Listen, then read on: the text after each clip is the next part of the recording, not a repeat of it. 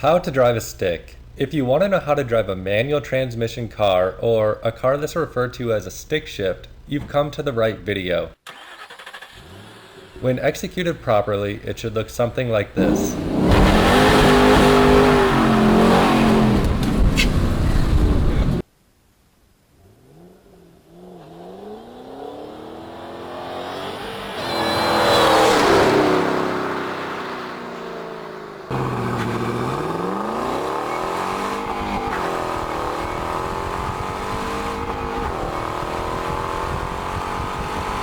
While the vehicle engine is running, depress the clutch by pressing the left pedal to the floor with your left foot. With the clutch pressed fully to the floor, you're going to want to reach over with your right hand and engage first gear. You're going to want to use your right foot to rev up the engine RPMs to about 5,000 to 6,000. At this point, you're going to essentially let your left foot slip off the left side of the clutch while fully depressing the gas pedal to the floor. If executed properly, the car should begin to take off like a rocket, throwing you back into your seat and accelerating at a rapid pace. The rear wheels on your car should be spinning out of control, and you should be having a difficult time keeping the car straight. As the RPMs on your tachometer begin to climb rapidly, prepare yourself to shift into second gear just as the rev limiter is about to be reached in first gear. Quickly press in the clutch and pull the gear shifter from the 1 position to the 2 position while rapidly releasing the clutch again and placing the pedal to the floor. At this point, the rear tires should be spinning again and you should be accelerating rapidly and hanging onto the steering wheel with both hands, trying to keep the car going in a forward straight motion. Within about 3 seconds, your car should be approaching 60 miles per hour and you should be ready to shift into third gear. As the tachometer begins to reach the red line in second gear, you're going to want to repeat the same process from the 1 to 2 shift by slamming the clutch to the floor and quickly shifting from 2 to 3 and releasing the clutch again while fully depressing the gas pedal. At this point, the tires should break free yet again and you should be rapidly accelerating to 100 miles per hour or more. Within about 4 to 5 seconds, your car should be reaching 100 miles per hour. And while in third gear, as the tachometer approaches the red line again, you should be preparing yourself to make the shift from third gear to fourth gear, following the same steps again. As you shift into fourth gear, the rear tire should break free yet again at about 100 plus miles per hour, but your car probably shouldn't be slipping as much as it did in first and second or third gear. If your tires aren't slipping in first or second gear, you may have forgotten to turn off traction control. However, if traction control is off and you're following these steps and the tires aren't breaking free, at this point you should pull out your phone book and look up the closest junkyard and see if they can come pick up your car for scrap immediately, and then you can go to the dealership to purchase a vehicle that has at least 550 horsepower to ensure maximum fun. Alright, just kidding about all of that, but if you're watching this video still, you probably find driving just as exciting as I do, and you're probably here to really learn how to drive a stick.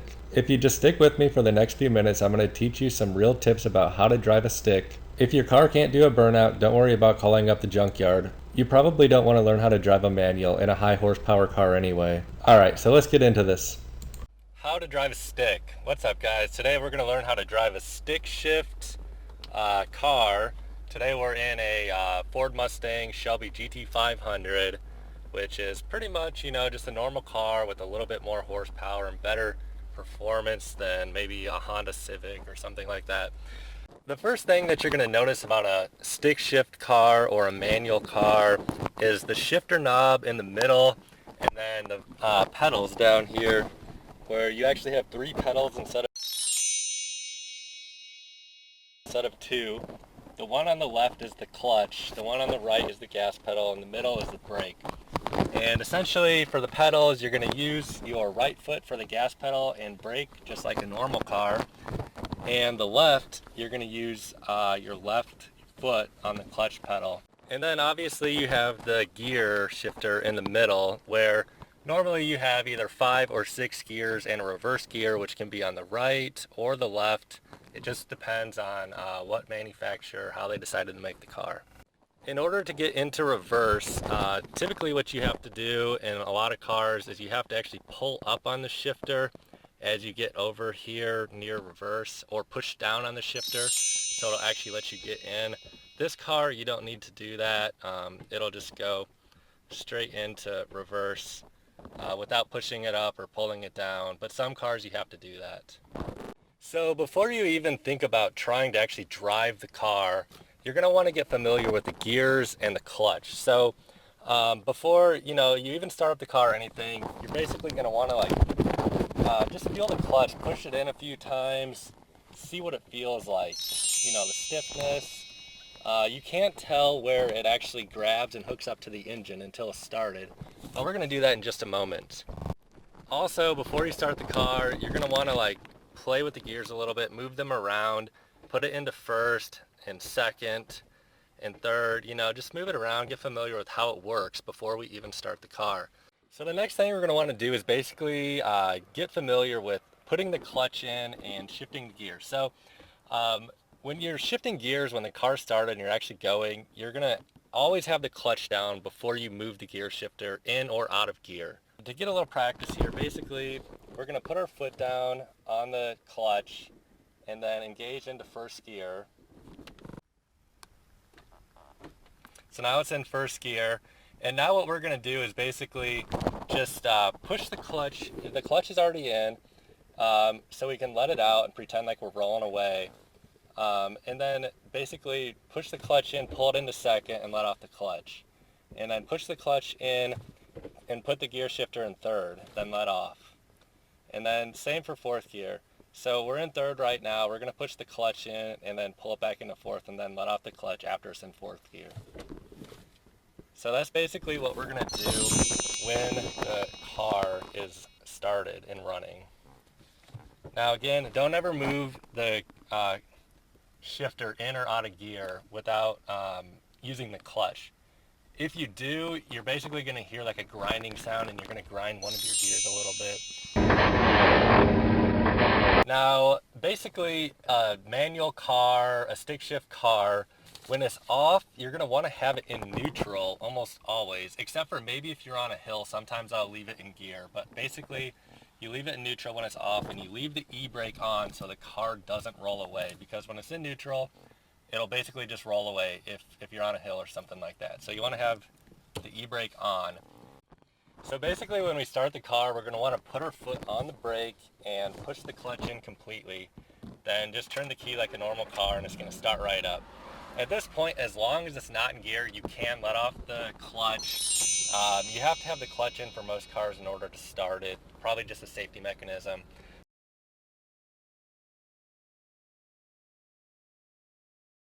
So at this point, now that the car's started, we're going to take the e-brake off. Definitely a step you don't want to forget because your car is going to have a really hard time going with the e-brake on. So after we have the car started and our seatbelt on, basically what we're going to want to do is put it into first gear, but not before we put our foot on the clutch. Okay, so with the car started, basically we're just sitting here in neutral. The e-brake is off and we're in neutral. So we're going to push the clutch in all the way with our left foot and then go over here on the gear shifter and basically move it into the one position and make sure it's firmly locked in there. It should be just fine. And then all we're going to do to start is basically, for this very first time, so you can get the feel of the clutch, basically just let off the clutch slowly. And at some point, you're going to feel the engine begin to engage the clutch and you're going to start rolling. And just continue to let it out slowly like I'm going to do here, watch. I can feel it engaging. And now basically I'm just here rolling. Just cruising at about 5 miles an hour and you'll just roll.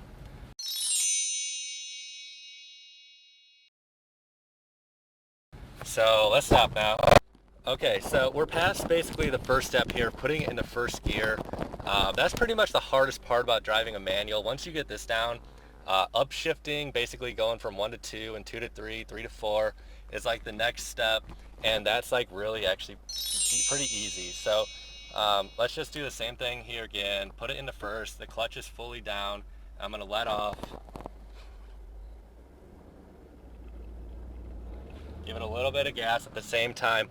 Now going into second gear, basically all we're going to do is push the clutch in before we move this shifter and then pull it back into second while the clutch is down and then release. So basically here I'll tell you when I push the clutch in. I'll say now it's in, and then release.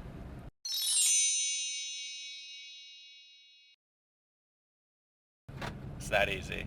So it's pretty much the same thing over and over. Basically, you just rinse and repeat those steps all the way until you get into 6th gear or 5th gear if that's the top gear in your car. I don't think they make any 7-speed transmissions, and 4 speeds are pretty rare too, I think.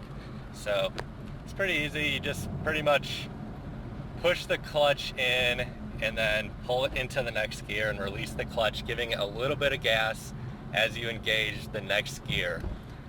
Now as you're shifting gears, the RPMs are basically going to look something like this. I'm just cruising in 1st gear right now, and as soon as I put the clutch in, you're going to see the RPMs drop a little bit, and that's basically what we want to happen when we're upshifting, you know, going from 1 to 2 or 2 to 3.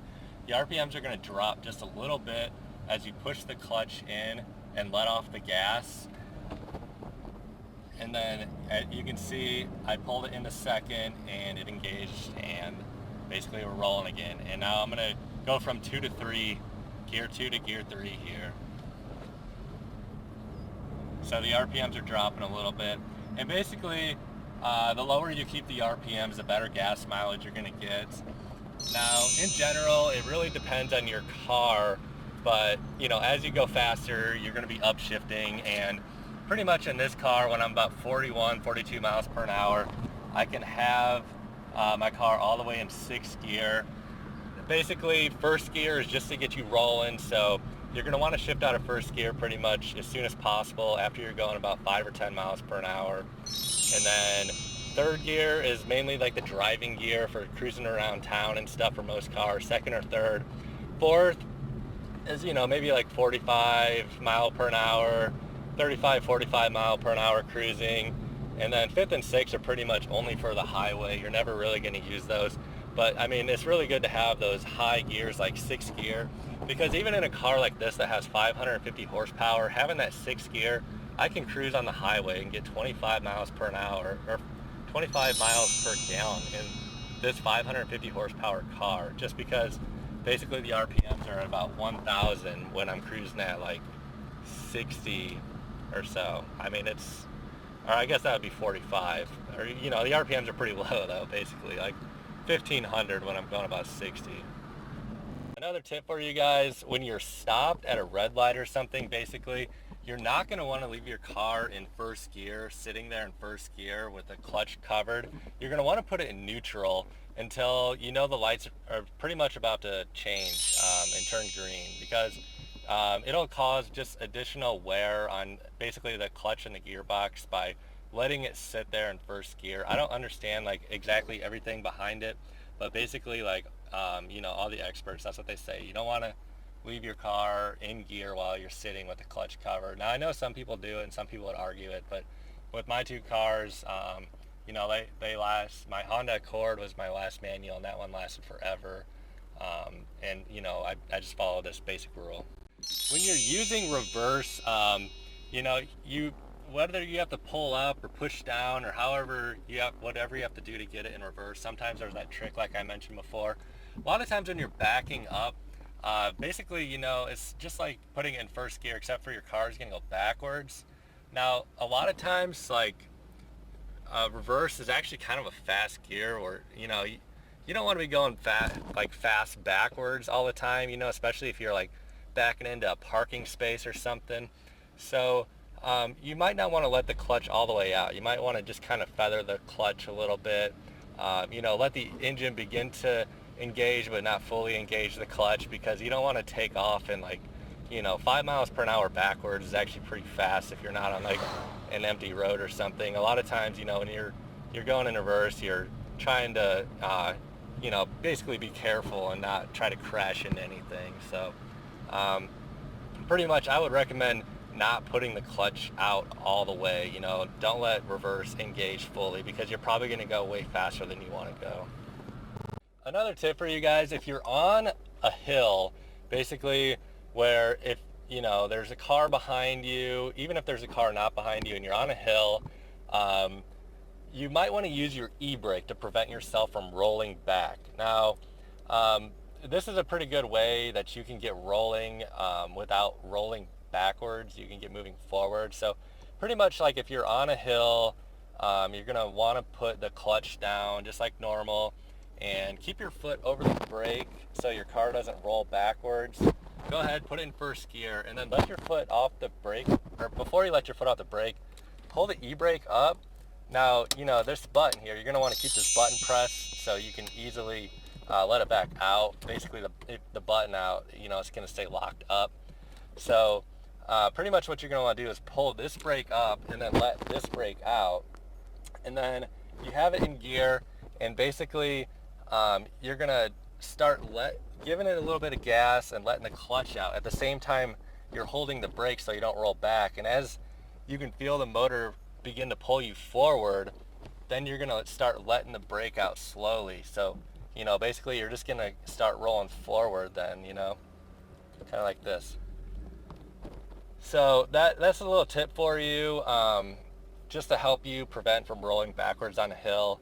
I know a lot of people are scared of hills. I used to be pretty scared of hills too, especially learning how to drive a manual in Georgia, Atlanta, where there's quite a lot of hills. That's where I had my first manual car.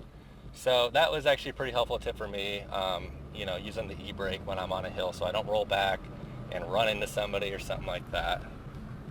So at this point, we've covered pretty much everything except for downshifting, which is just like the opposite of basically upshifting. That would be, you know, if you're in 6th gear and you want to shift to 5th, 4th, 3rd, basically going through the gears in reverse. So let me go ahead and put my car in like 4th gear right now and show you how to do that. Now, it's pretty much just the complete opposite of upshifting. It's pretty self-explanatory, really.